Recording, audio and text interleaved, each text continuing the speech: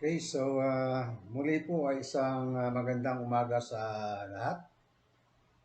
Sa ating pong ilang kapatiran na nagpe-face-to-face ngayon sa church at maging po sa mga kanya-kanyang mga tahanan na nanonood sa ating pong online ngayon ay isang magandang umaga po sa bawat isa.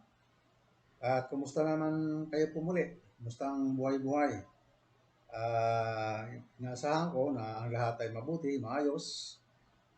Naasahan ko na lahat ng pinagdasal natin last week ng mga may karamdaman, magaling na ngayon.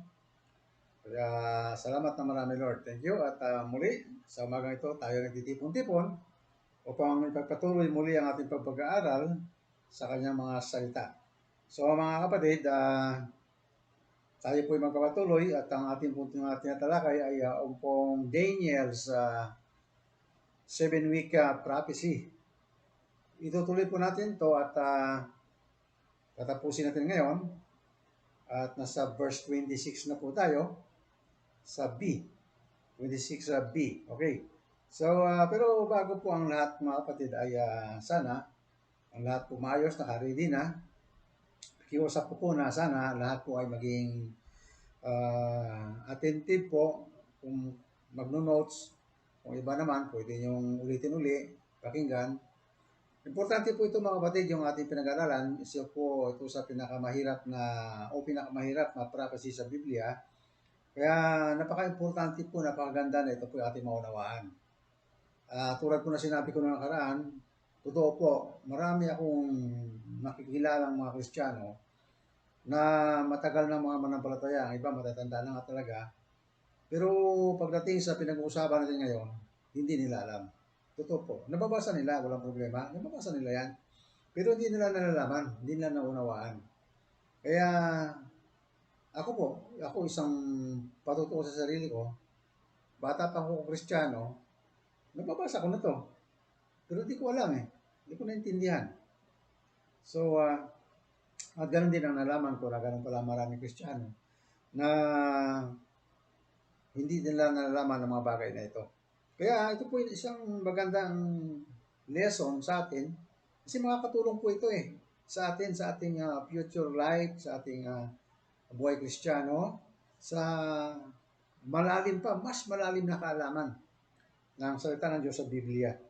So, patuloy po tayo sa umagang ito. Pero bago lahat, hingin natin gabay ng Panginoon. Dakilang Diyos, salamat po na marami sa umagang ito sapagkat muli, tinipon niyo kami, ginabayan, iningatan sa isang linggo na naman sa aming buhay.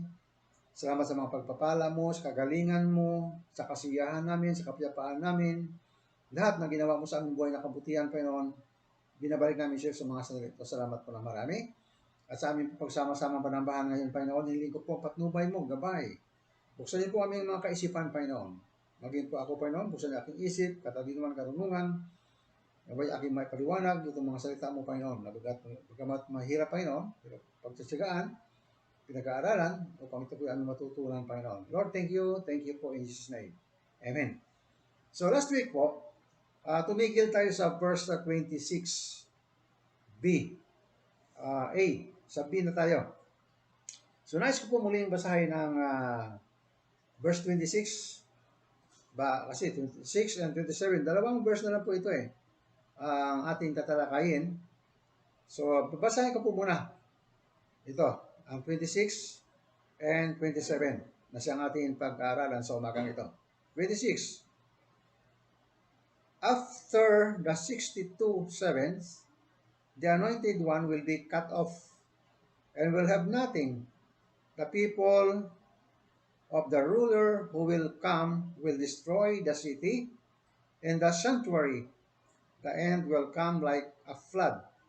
War will continue until the end, and desolations have been decreed. Verse 27, He will confirm a covenant with many for 1 year, for 1 7. Again, He will confirm a covenant with many for 1 7. In the middle of the 7, He will put an end to sacrifice and offering, and on a wing of the temple He will set up an abomination that causes desolation until the end that is decreed is poured out on him. So yan po ang ating tatalakayin sa umagang ito. So bilang recap lang po sa ating pong nakaraan, nahiram ko po itong timeline chart na akin po pakikita ngayon. Sana nakikita ng maigi sa screen. So, dito po pinakikita ang timeline. Ito po yung prophecy ni Daniel na nilagyan natin ng panahon, time. So, at ito po ay recap lang to. Dahil ang kukunin na lang natin dito, yung bandang dulo. Tapos na po itong una eh. So, kung ating po titingnan,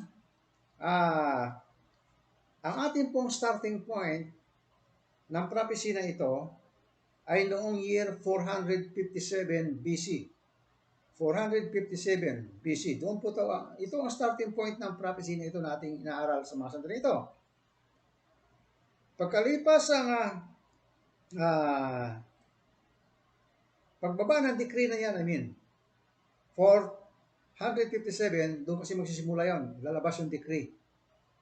Lalabas ang decree. Yan yung sinasabi niya na sa verse 25. Know and understand this from the issuing of the decree. Yan. So, ang simula talaga ng prophecy nito sa pag-issue ng decree. Okay? Sa pag-issue ng decree, lilipas ang 7-7. Ibig sabihin, ang katumpas po niyan ay 49 years.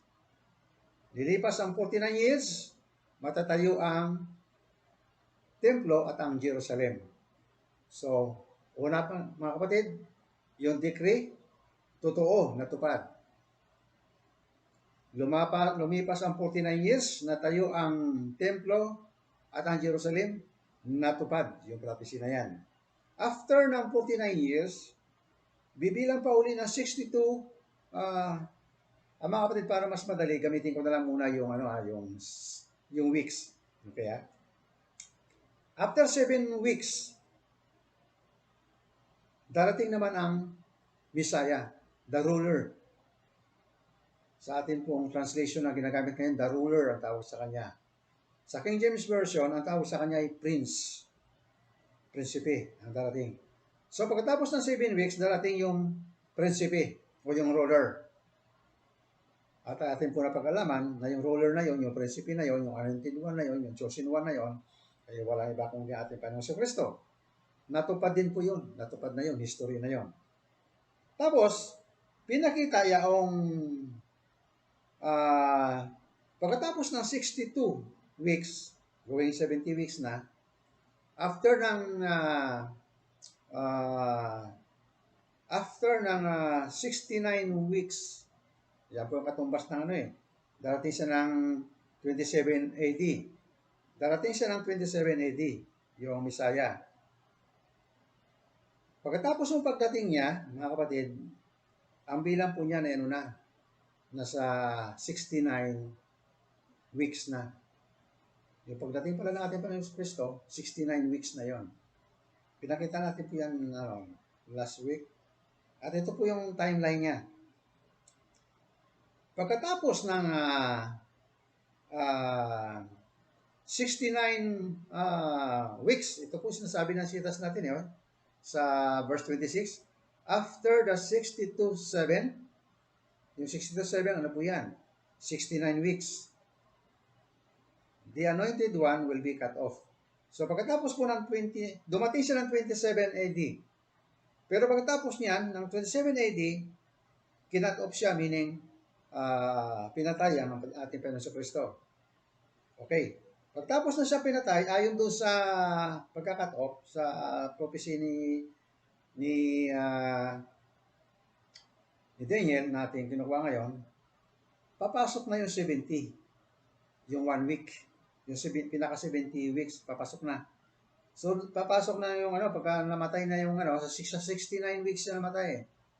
Okay? Pagkatapos ng 69 weeks, doon siya namatay, ang Panginoon Hesus. So, pagkatapos na siya namatay, pasok na yung last week. Ito na yung pinakahuling week na upang matupad ang buong prophecy ni Propeta Daniel. So, Mamaya po, so akin lamang po nilika para maging medyo nirefresh ko lang kayo nung nakaraan using this timeline chart. Mamaya po, itutuloy ko itong yung natitira ito makita mo, yung 1 week is 7 years. Mamaya po yan, yan po ang topic natin ngayon, itong huling bahagi na ito. So, ganun pa man mga kapatid, bago ako magtuloy, hiniram lang po ito yung diagram na yan. Kung may nakikita po kayo dyan na cross na pula, yan lang po ang i-disregard po ninyo yan. I-disregard ninyo yan. Paliliwanag ko po yung bakit. So, palagay nyo lang na walang cross na pula yan dyan. Arsin nyo yan dyan. I-explain din naman natin yan kung bakit. So, sa ngayon po, bago natin puntahan yan, ituloy yung 1 week na yan. Okay? So, pumunta muna tayo dito sa ating pong lesson na itutuloy natin. Nasa verse 26 na tayo. At nandito na tayo sa kasi na-discuss natin last week, yung sa verse 26, after the 62 sevens, that is 69 weeks yan, ibig sabihin, the anointed one will be cut off. Naipaliwanag na po natin yan nakaraan yan. Namatay na ang ating Panginoon Kristo. Okay? So, and then, sa ngayon po ay, ito na tayo. The people of the ruler who will come will destroy the city and the sanctuary. Sa King James Version po, ginamit ito the people of the prince. Dito, the people of the ruler. The people of the prince, or the people of the ruler will come to destroy. To destroy what? Ano ang di-destroy niya? Ang city, yung Jerusalem, at ang sanctuary, which is the temple. So, nakita po ninyo yung pong templo. Same prophecy na kung saan natayo yung templo. Yung second temple, tinayo. Yung first temple kasi, yung winasak ni Nebuchadnezzar yun eh. Yung second temple na itayo sa pangunguna ni Ezra.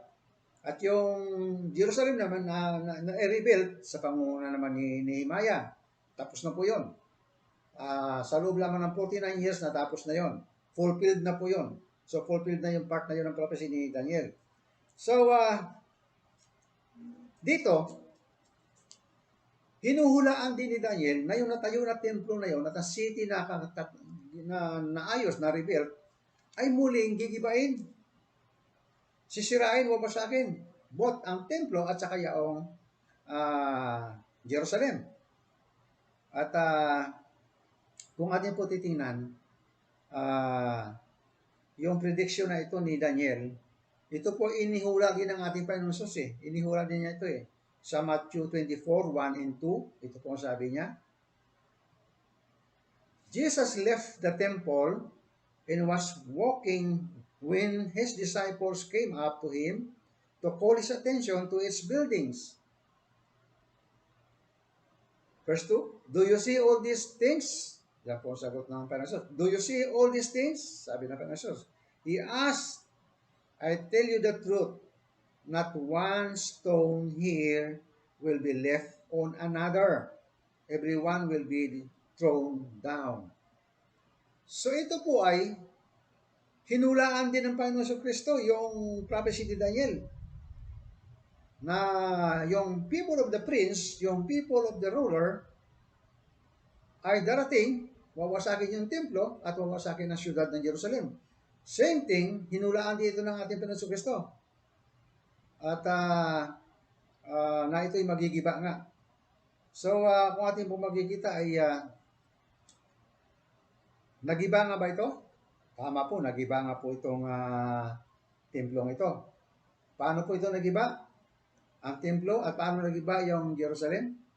Ito po ay nangyari noong ang ating Panginoon Kristo ay nung namatay na siya, nung namatay na ang Panginoon Jesus at siya ay nabuhay na maguli at umakit sa langit. After 70 years, winasak na uli ang templo, winasak na uli ang Jerusalem. Ayan po ay ayon sa history. Mababasa natin, ma-research natin yan, na ang Jerusalem pala at ang templo, winasak yan noong 70 AD. So, at yan din ang nakalagay sa Biblia. supported by the world history. Na parehong sa puntong ito, mga kapatid, makita natin na yung mga hula ni Daniel dito, yung mga prophecy niya ito, talagang eksaktong nangyayari, natutupad. Di ba yung mga nakaraan kinuha natin? Ang pangyayari at saka yung panahon kung kailan nangyari, eksaktong natupad. Napakagaling ng pagkabigay ng revelation ng Diyos kay Daniel. Word for word, talagang eksaktong nangyari ang at naganap yung mga hinihula ni Propeta Daniel. At ito po ang yung binabasa sa Daniel chapter 9 verse 26. At ang sabi niya rito, and the people of the prince or the people of the ruler who is to come will destroy the city and the sanctuary and the temple. Digibayin niya. At ano po sabi niya rito? Pagka sabi niya, mangyayari yun, yung ang destruction ng Jerusalem at ang destruction ng temple, mangyayari yan as of the flood, sabi niya rito, with a flood. Kinote po niya yung flood ng kay Noah. Yung panahon na dumating, yung flood sa panahon ni Noah, bigla po yun, nagulat yung mga tao Ganito rin mangyari dito. Ganito na sitwasyon. Darating ang panahon na pagwasak ng city of Jerusalem at saka ng temple na magugulat sila Tulad ng pagdating ng baha na hindi na inasahan darating. Ito rin, hindi na inasahan na darating, nagigibahin na pala sila. So, ngayon, ang isa po titignan natin dito, si Propeta Daniel, hindi lamang niya hinulaan na wawasakin ang templo at ang Jerusalem. Kung hindi, kanya rin sinabi sa kanyang hula kung sino magiging responsable sa pagpapawasak nito. At kung ating po titignan, hindi naman niya sinabi ang pangalan. Pero sinabi niya people of the ruler or people of the prince. Sinabi niya dito. Ngayon, sino po itong people of the prince? Sino itong people of the ruler na darating at gigibain ang templo at ang city of Jerusalem? At kung atin po titingnan, mga kapatid, kung atin isi-search sa history, yaon pong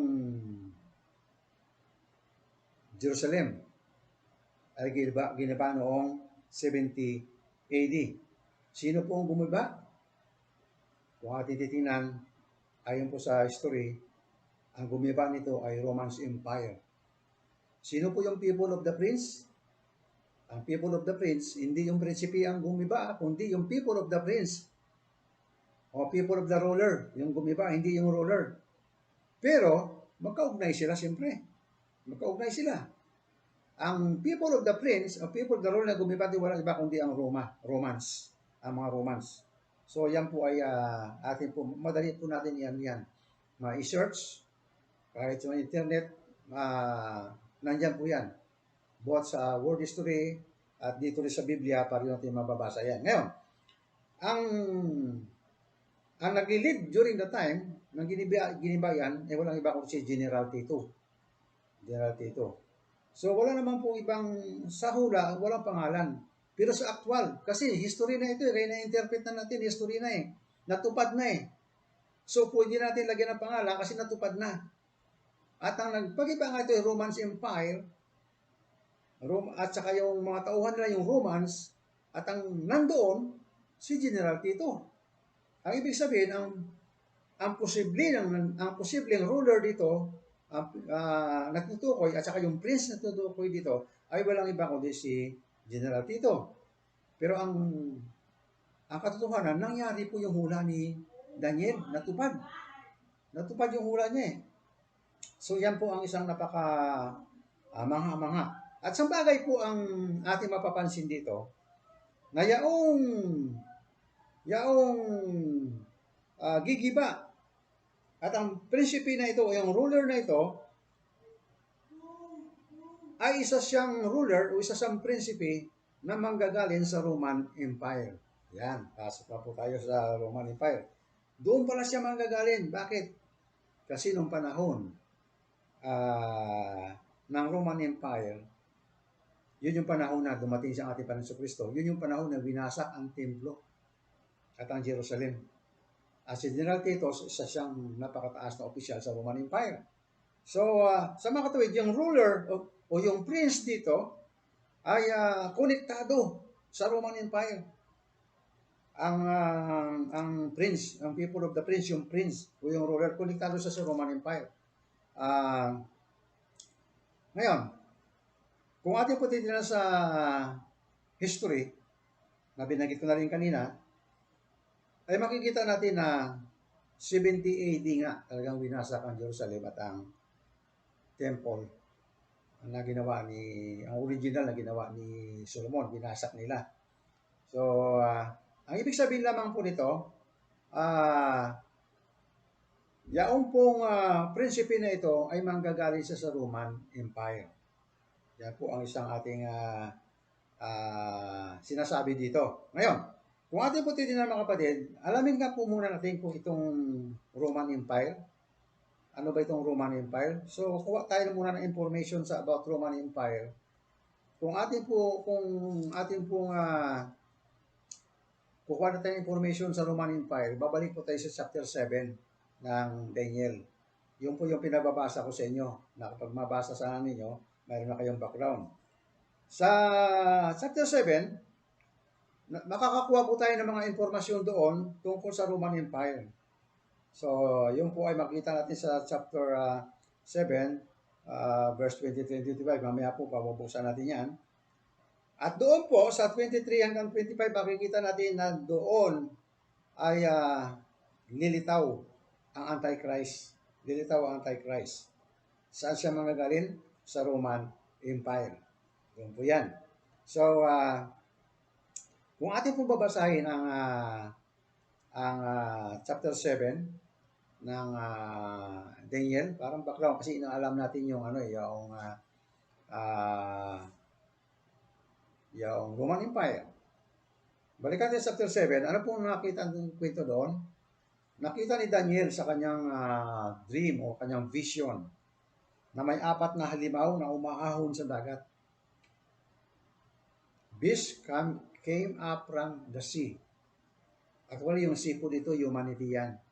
4 na beast na umaahon sa sangkatauhan. So, mga tao po yung sea na dyan at natukoy.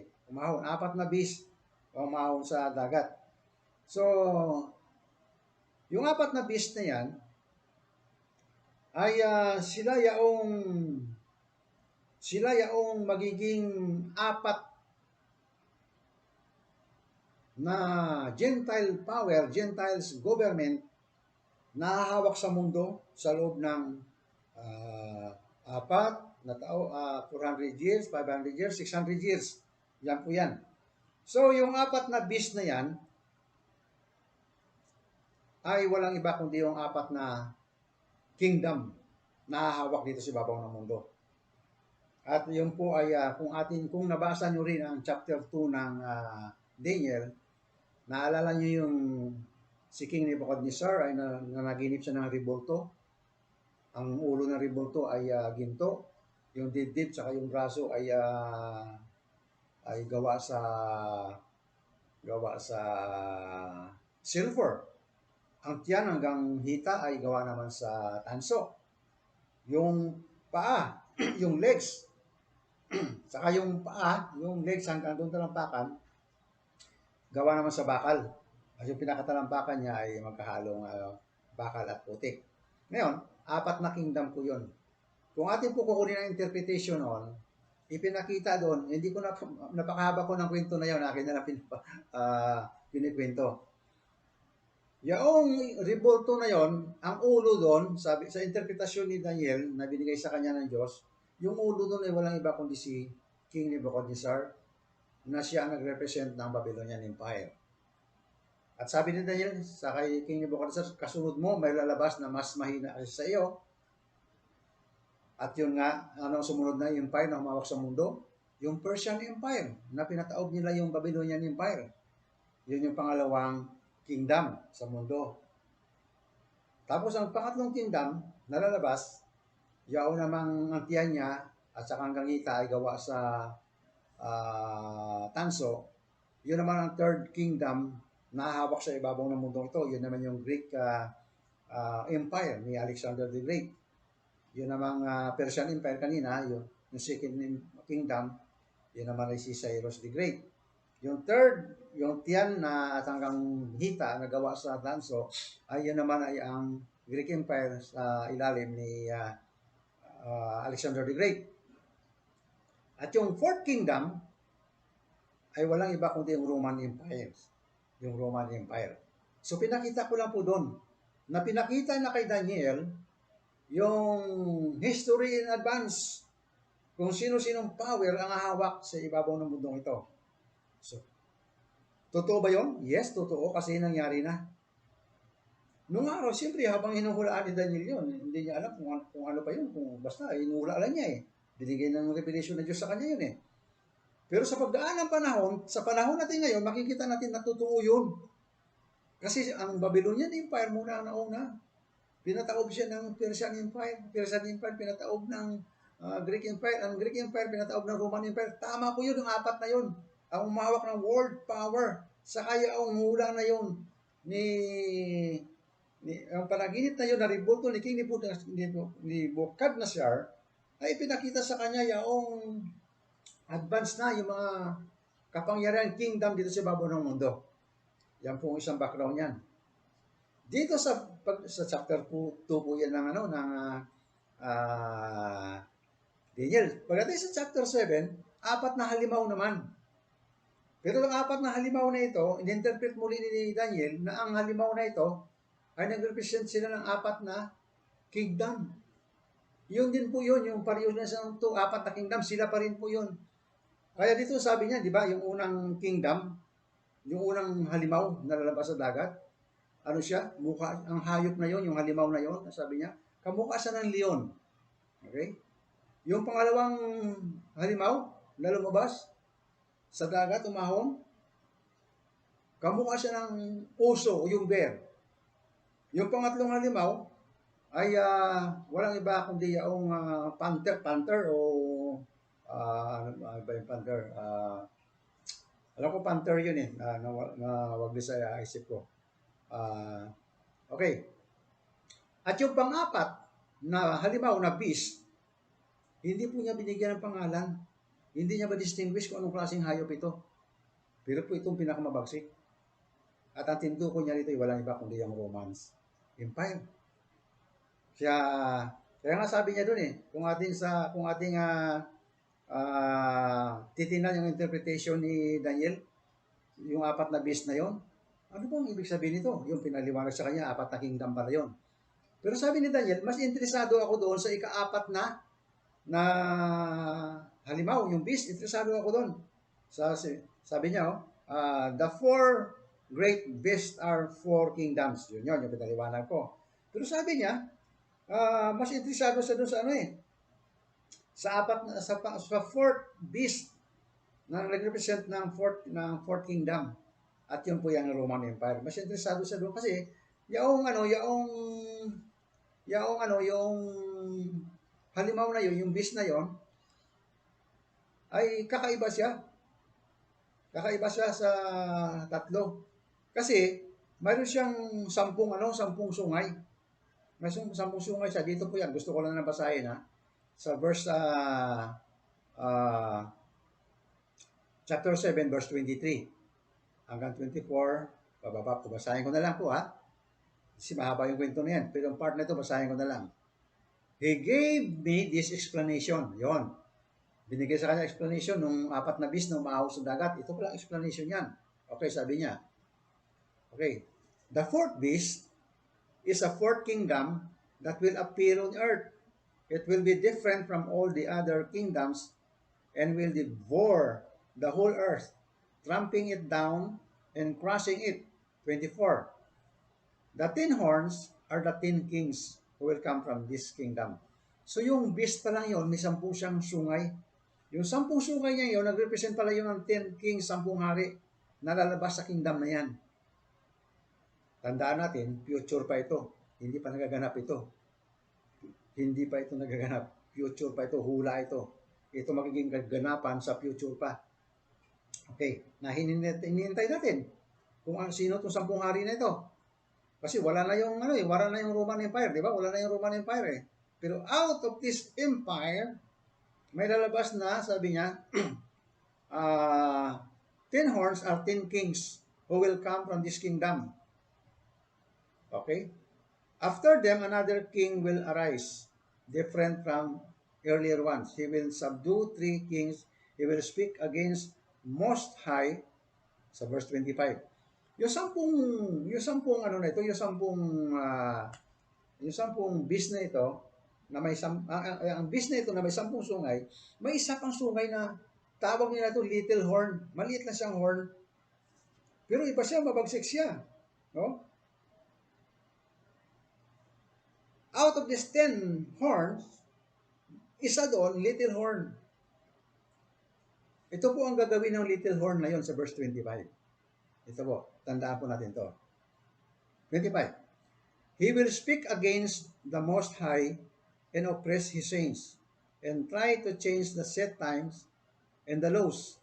The saints will be handed over to him for a times and a half times.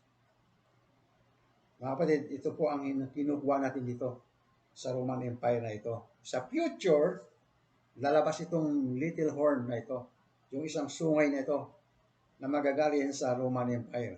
Ay wala na yung Roman Empire, paano yun? Ang isa pong interpretation dito, marirevive yung Roman Empire. Magkakaroon ulit siya ng power dito sa ibabaw ng mundo. Kasi, ang 10 sungay dito, 10 hari, manggagaling sa kanya eh.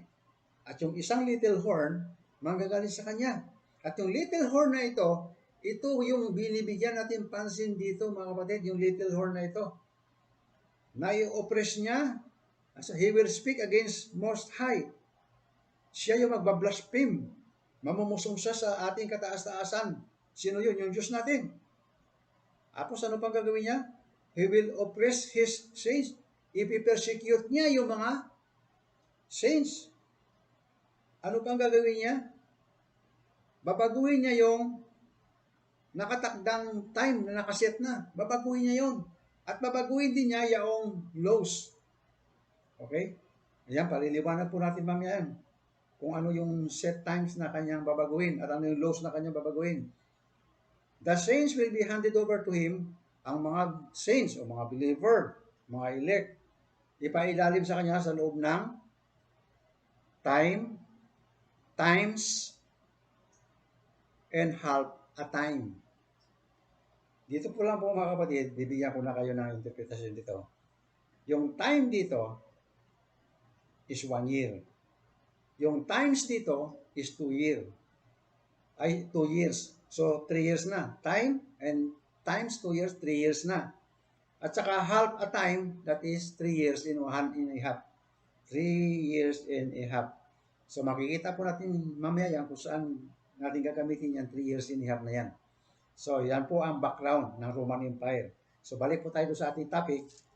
Pinakita ko lang mga kapatid, yung background ng Roman Empire kasi pinalitaw natin na yung prinsipe na ito, nagigiba ng Temple of Jerusalem at ng City of Jerusalem ay konektado siya o galing siya sa Roman Empire. Okay? So, yan po yung ating pinakita sa Daniel chapter 7. At daon pong Roman Empire, ito yung fourth beast, ito yung fourth kingdom. Siya yung namamayani na power sa mundo nang lumabas, nang dumating ang ating Panginoon Jesu Kristo. Okay? So,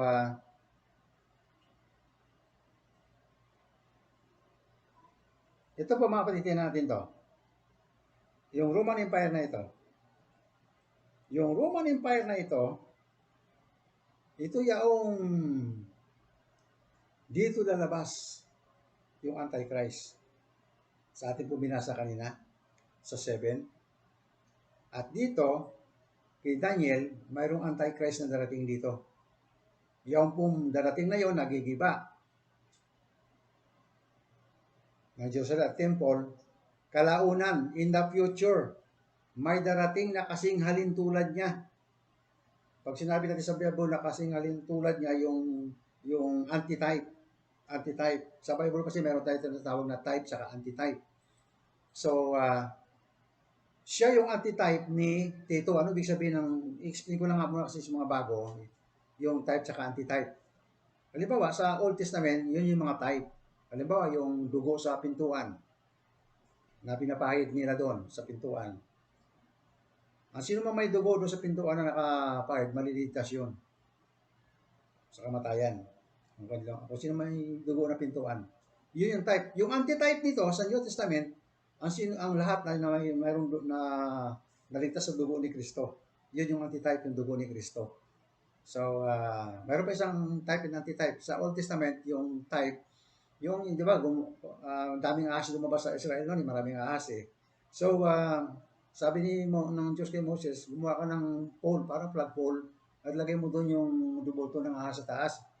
Ang sino man makagat ng ahas, tumingala lang doon sa pole na may image ng ahas doon, maliligtas. Yan po ang type. Ang antitype nito sa New Testament, ang antitype niya sa New Testament, ang sino man tumingin sa krus ni Kristo, maliligtas.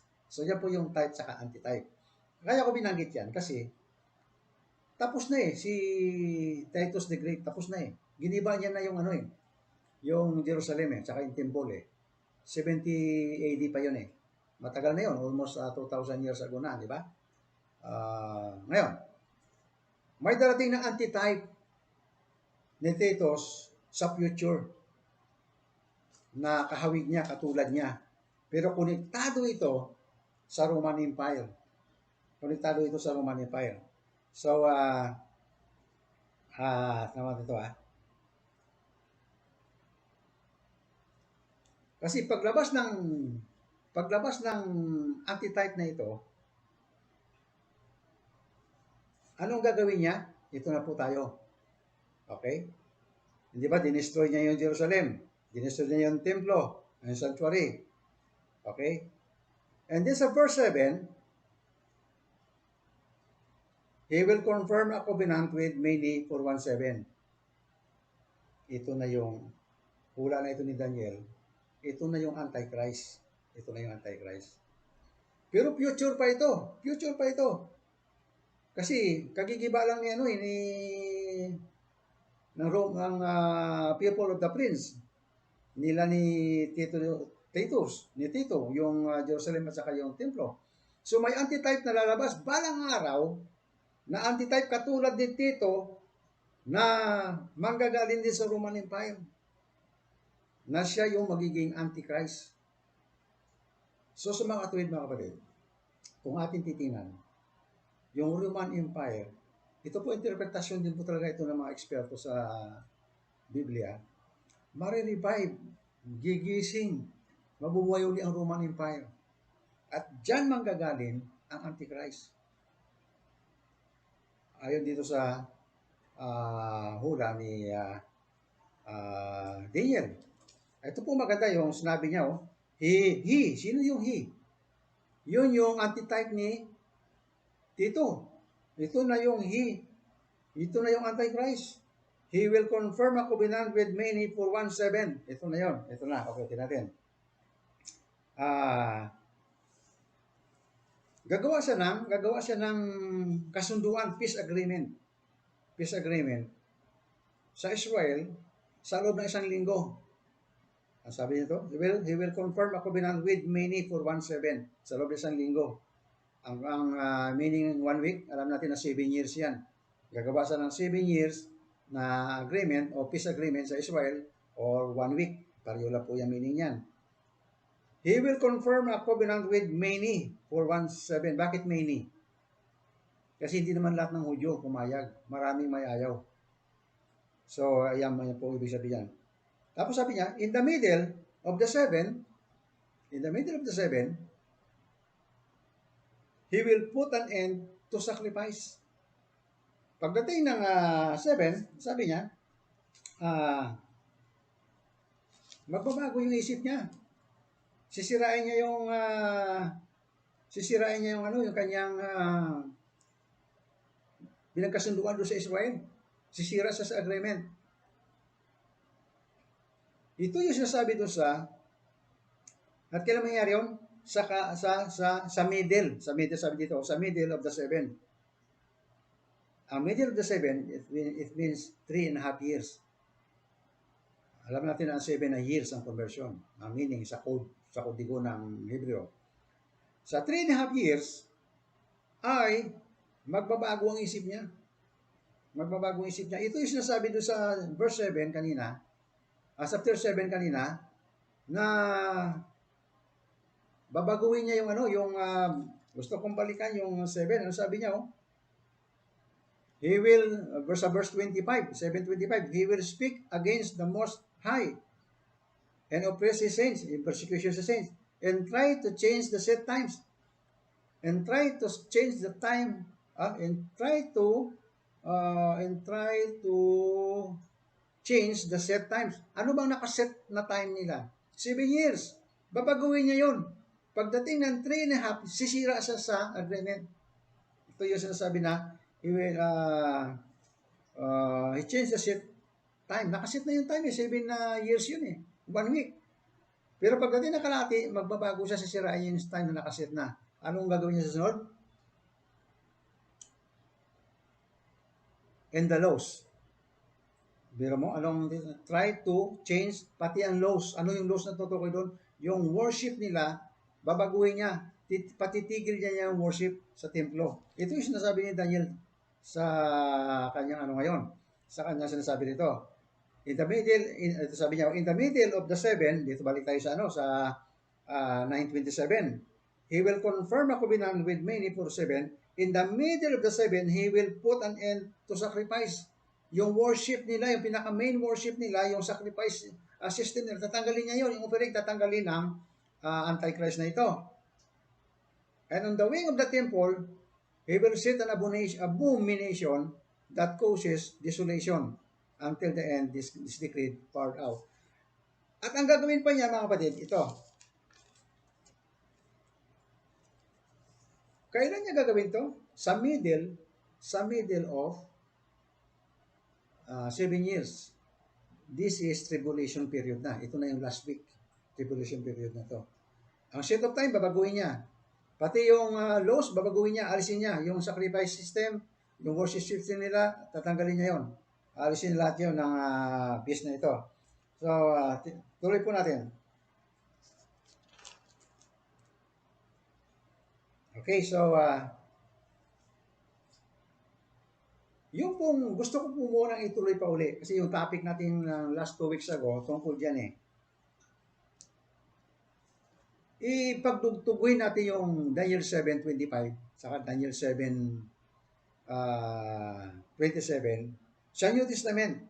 So kung ating po titignan, naging topic natin last 2 weeks ago, last week pa uli, makikita natin, basahin natin sa 2 Thessalonians 4:2. 2 Thessalonians 2:4. Tingnan po natin 2 Thessalonians 2:4. Okay. 2 Thessalonians 2:4. Tingnan po natin. Ito po yung tinapik natin 2 weeks ago eh. Kung ating po titinan, makukonfirma na po natin dito na ito na ngayon. 2:4. Ano po sabi niya sa 2:4? He will oppose and will exalt himself over everything that is called God or worship, so that he set himself up in God's temple. Doon sa templo. Ito yung sinasabi ni Daniel. Doon sa templo, ipoproclaim niya kanyang sarili na siya ay Diyos. Di ba? Ito yung kinuha natin na nakaraan eh. Ipoproclaim niya kanyang sarili na siya ay Diyos. Pagkatapos ay magdidemand na siya ng sambahin siya. Ito po yung natawag na abomination that causes desolation. Yung yuyurakan niya, bababuhin niya yung templo. Gagawa siya ng blasphemy against God. Blasphemy, hindi naman against God, kundi against the temple. At i-declare niya siya na ang Diyos na upo doon sa templo. At magdidemand siya ng worship. Ito na yung sinasabi ni Daniel sa 9:27. At maging sa 7:25. Sabi niya, proclaiming himself to be God. Okay. Ngayon, puntahan pa po natin yung huli ko pang tinapik natin last week pa. Yung sa Revelation 13:6. Okay. Sa Revelation 13:6, ganito naman po sabi niya. Okay. 6. Umpisahan ko po sa 5. The beast, ito na yung halimbawa, was given a mouth to utter proud words and blasphemies, and to exercise his authority for 42 months. I-exercise ng Antichrist na ito yung kanyang authority kasi binigyan siya ng power, authority ni Satanas. Ang binigyan niya ng power, authority ay yung beast. I-exercise niya kanyang power sa loob ng 42 months. Ang 42 months, 3.5 years po yan. Diba natutugma na? Yung sinasabi ni Daniel na times, and half a time. 3.5 years yun. Ito na yung abomination that causes desolation. Winawarak na, binabastos na, binablasphemy na yung Diyos, pati yung mga langit, sinasama niya na. Okay, ito na yung abomination sasabi. Ano ba tuloy natin to? 6. He opened his mouth to blaspheme God and slander His name and His dwelling place. Yung dwelling place, ito yung temple, ito yung tabernacle. And those who live in heaven. So, ito po, kaya ko na binanggit yan kasi gusto ko pakita yung abomination that causes desolation ay yun yung pagyuyurak nila sa simbahan o ng templo na pinakita ni Daniel. So, yan po. Nabigyan natin ng information. Okay, tuloy po tayo. Ngayon, balikan po natin to. Hindi pa natin pinag-usapan yung huling linggo, yung last week, yung pinaka-70 week. Yung pinaka-70 week. Kasi nasa 69 pa lang tayo eh. Pagkatapos ng 69, pagdating ng 69, dumating yung katumbas ng 27 AD, dyan sa timeline chart natin. Pagdating ng 69 week, pinaka-69, dumating yung Panginoon Hesus, yung ruler o yung anointed one, yung chosen one, yung Messiah dumating. Pero after ng 69, ika-cut off siya. Tinabi nyo after, papatayin siya. Okay, mga kapatid. So, gusto ko pong balik tayo doon sa sa ating chart na pinakita. Kung hindi po pansinin, pagpasok ng 69, pag 70, ang 70 ito na yung last week, ito na yung last 7 years, ito na yung tribulation. Ibig sabihin, sa prophecy ni Daniel, dyan sa chart na pinakikita natin, dyan sa prophecy ni Daniel, pagkatapos na ma-cut off ng Messiah, makapag-declare lang siya ng yuyurakan niya yung templo, pagkatapos ng sunod yun ay 7 years na. Okay. Ngayon, ito po mga kapatid, ang gusto kong bigyan pansin dito. After 27 AD, dumating ang Panginoon. Ay, pagdating mismo ng 27 AD, dumating ang Panginoon. 1 year yan. Katapusan ng 27 AD, pinatay ang Panginoon. Tapos pasok na yung 1 week. Dito mga kapatid, sa chart na ito, mayroon akong pakikita dito na yung may kulang dito. Una po, doon sa tanong na bakit si Daniel, hinahiwa-hiwalay niya yung panahon. Yung 49, yung 7 weeks, and then 62 weeks, and then yung huli, yung last week. Yung last week na, ito na yung tribulation. Bakit niya pinagwalay? Ngayon, kung tititan po niyo mabuti yung chart, yung timeline chart natin, 69 tapos 70 na kaagad. Mayroon po diyang kulang. Mayroong event dyan na nangyari na wala sa hula ni Daniel. Ano po yung event na yon na wala sa hula ni Daniel? Ito po yung iglesia, yung church. Hindi niyo ba napansin? Wala dyan yung church. Sa history, kung tutuloy-tuloy yan, wala ang church. Itchapuera ang church. Pero, mayroon pong time gap between 69 weeks, saka 70 weeks. May time gap po siya. May space doon. May time doon. Natatawag nila ito time principle, time gap principle. Na doon, yun yung church age. Ito yung panahon na kung saan nandyan tayo ngayon. Nasa iglesia time tayo eh. Nasa church time tayo, church age tayo ngayon. Na hindi pinakita ni Daniel sa kanyang prophecy. Ngayon, paano natin malaman na yung charge gap na yan, ay ano, yung gap niyan sa 69 saka sa 70 ay mayroong gap. Paano natin malaman na mayroong gap? So, dito po, hindi na po natin 69 weeks, pasok sa 70 weeks. Kung i-translate natin sa years, 483 years, kulang ng 7 years para maging 490 years. Kasi yun ang target ng prophecy, 490. Nasa 69 weeks na po tayo ngayon, or nasa 483 years na po tayo ngayon. Ngayon, yung between 69 weeks at 70, mayroong gap yan, inuulit ko lang para maging malinaw. At yan ang panahon ng iglesia na hindi sinali ni Propeta Daniel sa kanyang prophecy. Bakit kaya na hindi sinali ni Propeta Daniel sa prophecy yun? Kasi hindi naman sa kanabi sa kanya ng Diyos ang, kung ano lang ang revelation na pinakita sa kanya ng Diyos, yun lang ang kanya sasabihin. So therefore, pagdating sa church, hindi alam ni Daniel. Hindi niya alam yun, ang church, na may lalabas ang church diyan. Kasi hindi naman sinabi sa kanya ng na ang church age yan, yung party na yan. Pero sinabi kay Daniel na lalabas ang Messiah. Lalabas ang Messiah. Yun ang sinabi sa kanya, yung anointed one, yung chosen one. Lalabas yung prince, lalabas si Kristo ngayon. Yun ang sinabi sa kanya. Pero hindi pinakita, ito pa mga kapatid, pinakita ni Daniel sa kanyang vision na darating ang Panginoong Hesus sa 27 AD. Pero hindi niya sinabi kung kailan siya mamamatay. Hindi sinabi. Ngayon, sinabi niya just after 69 sa ibang translation. Ito nga po mga kapatid ito ang unang tandaan natin bago ko ituloy itong sinasabi ko ngayon. Yung 69 weeks hanggang 70, dahil nandyan yung church age, napaka-imposible na natin malaman ang panahon. Bakit? Kasi ang Panginoong Hesus mismo nagsabi, pagkatapos kasi ng church age, anong susunod natin in-expect na mangyari? Rapture.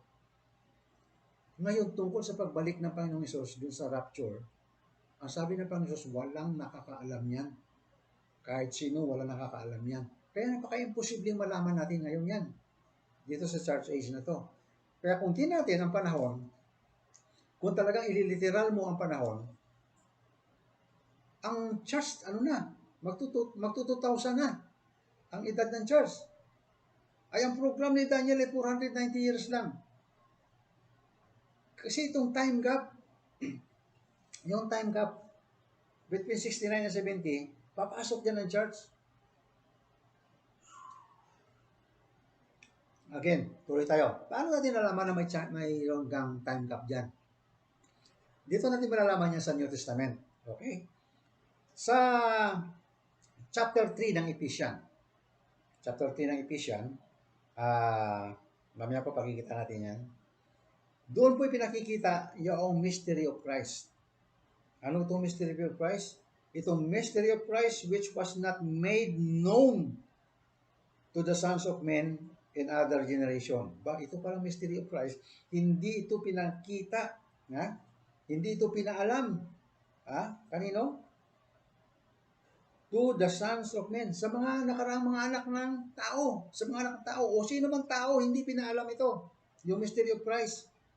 Okay in other generation. At mga nakaraang mga generation. Itong mystery of Christ, wala nakakaalam ito. Mystery ito.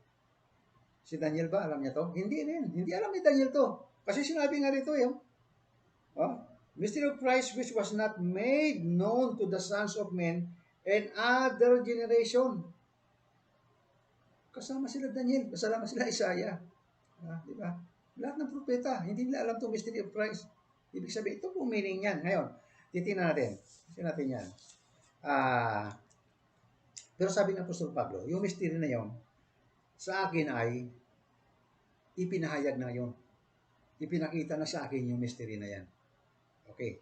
So, basahin po natin yung Ephesians 3, verse 9. And to make plain to everyone the administration of this mystery. Yung mystery pala, dapat malaman nyo na mayroon namamahala nito, ang administration ng mystery na ito. And to make plain to everyone, para linawin sa lahat, the administration of this mystery, yung pamamahala ng mystery na ito, which for ages past was kept hidden in God. Yung mystery ito nakatago lang, nandun lang yun to sa Diyos, oh. Who created all things, nandun lang to sa Kanya. Wala nakakaalam ng mystery of Christ na ito. Keep hidden in God. Pinakita na ito kay Apostol Pablo. Okay. Umpisa natin dito sa atras tayo. Verse 3, chapter 3, verse 2. Umpisa ko na sa 2. Okay, sabi dito. Surely you have heard about the administration of God's grace that was given to me for you. O, narinig na niya ito kasi sinulat niya na sa iba eh. Pinangalan niya na ito eh. Tungkol sa pamamahala ng mystery na ito o God's grace na ito that was given to me. Para sa inyo, binigay sa akin para sa inyo. Okay? Verse 3. Ito That is the mystery made known to me by revelation. Ang mystery nito ay pinahayag sa akin by revelation. As I have already written briefly, ito isinulat niya na ito. Naisulat niya na ito sa ibang pagkakataon, sa ibang iglesia. Verse 4. In reading this, then you will be able to understand my insight into the mystery of Christ. Dahil dito, malalaman nyo ngayon ang aking pananaw tungkol sa mystery of Christ. Ito po sa verse 5. Verse 5. Which was not made known to men in other generation. Ito mystery of Christ, sabi niya, which was not made known to men in other generation, at it was now been revealed by the Spirit of God's holy apostles. Sa amin, holy apostles at sa mga prophet. Sino yung mga prophet? Sa first part ng mga New Testament, may mga prophet doon. Para i-prophesize pa nila yung mga dapat na i-prophesize na maisali sa New Testament. Ito na, i-reveal na ito sa kanila ni Apostol Pablo at sa mga propeta sa panahon niya.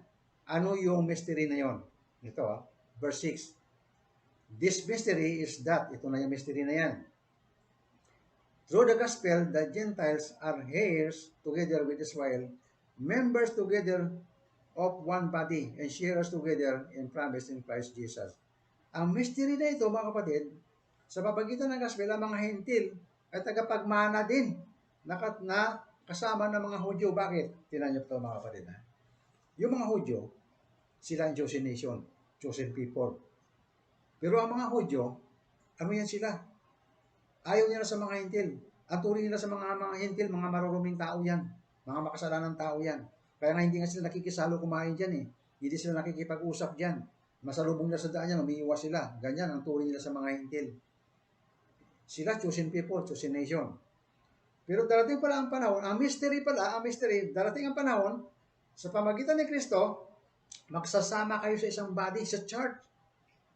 Yung one body and church. Ito yung mystery na tinutukoy dito na hindi ni-reveal kay Daniel dito sa kanyang prophecy na between 69 weeks, paputungo 70, may time gap doon. Doon, pumasok ang church. Ang kapanganakan ni Kristo, ang kanyang pagpasok sa ministry, ang kanyang kamatayan, ang kanyang resurrection, ang kanyang ascension para sa dagat, sa langit. So, makita po natin mga kapatid,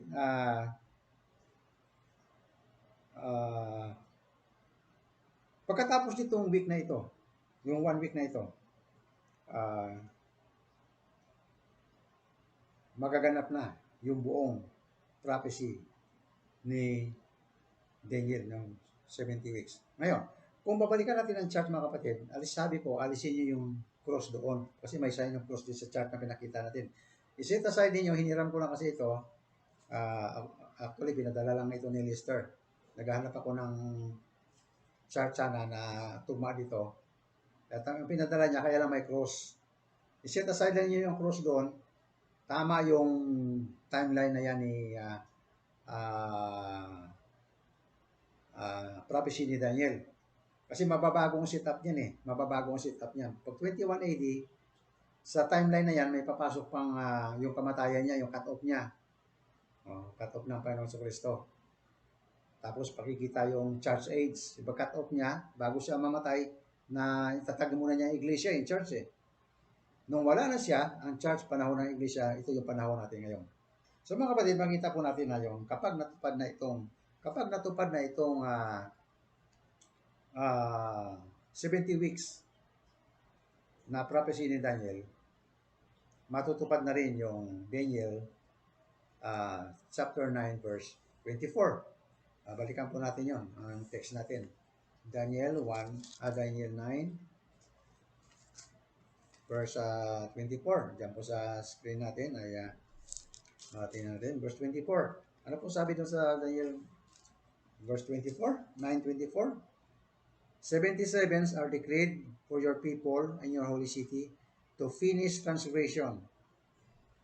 After ng prophecy nito ni Daniel, after ng tribulation period, kasi sa tribulation period, si Satanas, yung Antichrist, yung decree sa kanya, tatapusin na yon. Tatapusin na siya ng Diyos. And then, ano mangyayari? Pagkatapos ng tribulation, anong next na mangyayari? Papasok na sa Millennial Kingdom. Sa Millennial Kingdom, pasok yung mga Hudyo. Dito sila mako-convert during tribulation period. Dito sila mako-convert. Pag-convert nila sa during tribulation period, ang mga Hudyo, ang national Jew, papasok sila sa Millennial Kingdom.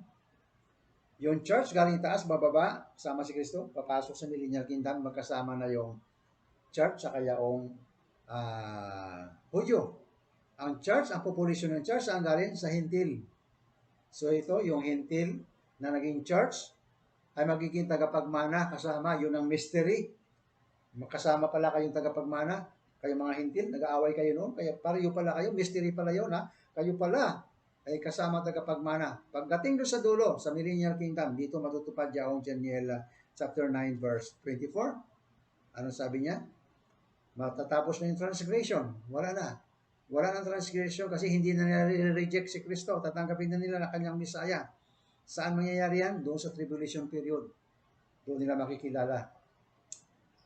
Bibigyan po one time ng conclusion pa itong sermon ito kung paano sila na-convert doon during tribulation period. Wala ang church doon, wala ang iglesia. Nasa langit tayo noon, na-rapture tayo eh. Pangalawa, wala ang transgression kasi to put an end to sin. Wala na kasalanan. Bakit sa Millennial Kingdom, ano na tayo ron eh? Magsisipaghari na tayo kasama ni Kristo. So, kasama natin naghari mismo si Kristo. Tatapusin na yung transgression ng Israel. Tatapusin na yung kanilang mga kasalanan. Na-atone na sila. Ibig sabihin, na-reconcile na sila. Sa kanilang kasamaan. To bring everlasting righteousness. Doon magaganap ang everlasting righteousness nila sa Millennial Kingdom. Kasama na rin tayo doon. Co-heirs. Tagapagmana kasama ng mga Hudyo. To seal up vision and prophecy. Wala nang vision and prophecy. Tapos na. New Kingdom na yon. And to anoint the most holy. Okay. Ito pong to anoint the most holy. Sa Millennial Kingdom, matatayo.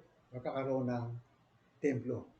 Matatayo uli ang templo. Ang Diyos na ang gagawa ng templo na yon. Okay? To anoint the, sabi ito, to anoint the most holy. Tumutukoy pa ito sa templo. I-anoint. So matupad na lahat yan. Pag natupad yan lahat, na-conclude na ang prophecy ni Daniel. So ang conclusion po natin dyan mga kapatid, ito ang conclusion natin number 1. Unang-una, kung atin po tinignan yung Matthew 24:15, Christ did not set up the abomination that causes desolation. Hindi po siya noon. Hindi siya nag-set up. Hinulaan lang ni Kristo yon. Kinote lang niya yung hula ni Daniel. Kinote lang ni Kristo. At sino po mag-set up nito? Kinote niya yung prophecy ni Daniel na magkakaroon ng abomination that causes desolation. Kinote niya kay Daniel. ang magsasagawa nito ay ang Antichrist. Saan niya gagawin ito? Sa loob ng templo, doon niya umpisahan. I-declare niya siyang Diyos at i-display yung kanyang image doon sa loob ng templo. Niyurakan niya yung templo, iyan yung abomination that causes desolation.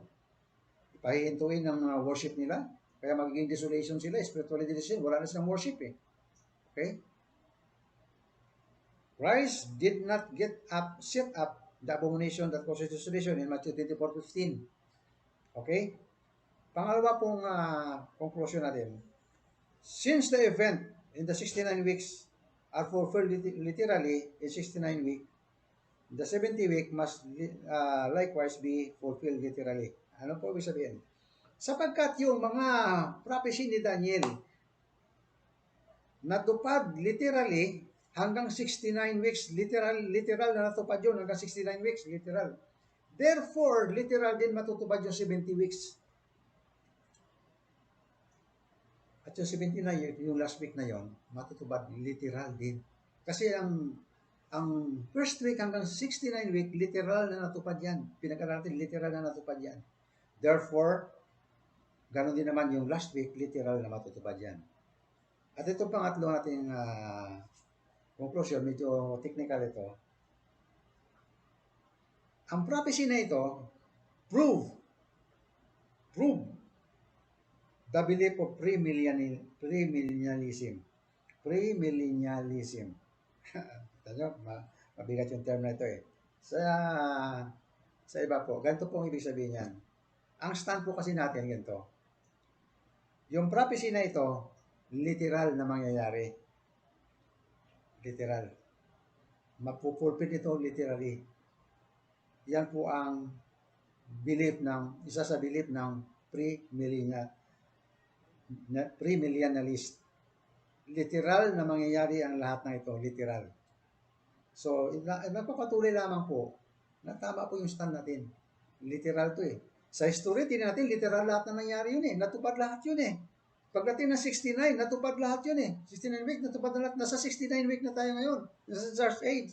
Anytime, babalik na ang Panginoon. Babalik na ang Panginoon. Kaya literal din mangyayari yung last week, yung tribulation, literal din mangyayari yan. Kaya mga kapatid, sa atin ngayon bilang pangwakas, nasa huling panahon na nga tayo mga kapatid. Nasa huling panahon na.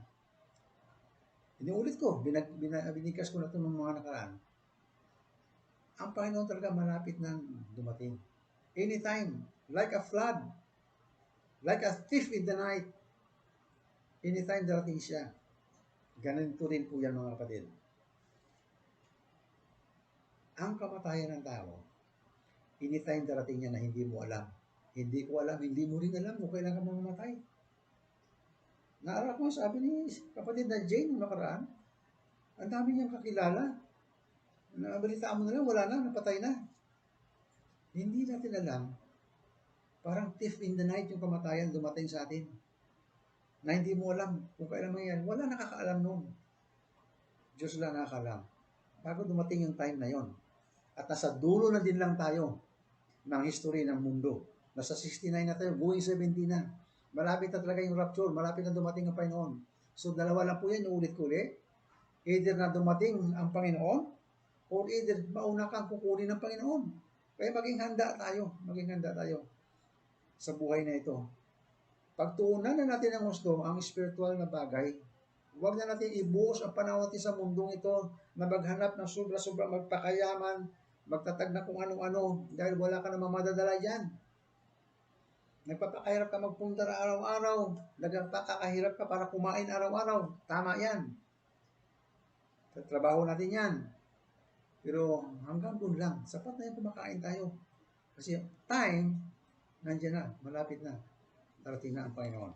Kaya mga kapatid, itong lesson ng 70 weeks na prophecy ni Daniel, napakaganda po nito eh. Napakahirap unawain lang. Ang dami, ako medyo hirap din ako ipaliwanag eh. Pero pinilit ko ang aralin na maipaliwanag sa kakayanan ko na maunawaan din ninyo mga kapatid. Dahil ito, napaka-importante nyo, ang dulo nito. Nandun pala tayo sa dulo. Kasama pala tayo doon. Tayo yung mystery of Christ. Tagapagmana pala tayo. Nandyan tayo ngayon sa panahon na yan. Tagapagmana tayo. Church age, nandito tayo ngayon. Mga kapatid, dito na lang at hopefully, kung loobin na Panginoon ay gagawa ko ng final conclusion tungkol sa message ko ng last 3 weeks ago, including this, para mas lalo kung maging malinaw sa atin. Medyo may kahirapan po ang lesson eh. So mga kapatid, hanggang dyan lang at magandang umaga po sa inyo lahat. Dakilang Diyos, purihin ka muli. Salamat na maraming sa iyo. Panginoon, napakaganda po ng aralin namin. Mahirap sa unawain. Minsan ako din po, Panginoon, ay nahirap ang paliwanag. Pero Panginoon ay ganun man ay alam ko nandiyan ka. Pinipilit namin matuto, Panginoon. Sa pakinabangan namin, pakinabangan ko, pakinabangan ng bawat isa, Panginoon. Pero thank you po, napakabuti mo. Praise God, purihin ka. Sana Panginoon, pumasok sa aming isip, naunawaan namin. At kung mayroon pa Panginoon, sana malinaw namin ito sa mga muli namin pag-uusap ng Iglesia, Panginoon. Lord, thank you. Salamat na marami sa iyo. Salamat kami sa pangalan namin, Panginoon Jesus. Bakit salamat. Amen. Okay po, so mga kapatid, ganito na lang po. Ingat kayo. Kita-kita tayo next week sa ating online, sa Zoom, Bible study, sa mga fellowship. Kita po tayo. Huwag tayo maghinawa mga kapatid. Paghirapan natin. Mag-sacrifice tayo. Time para sa Panginoon. So, paalam mga kapatid. God bless you all.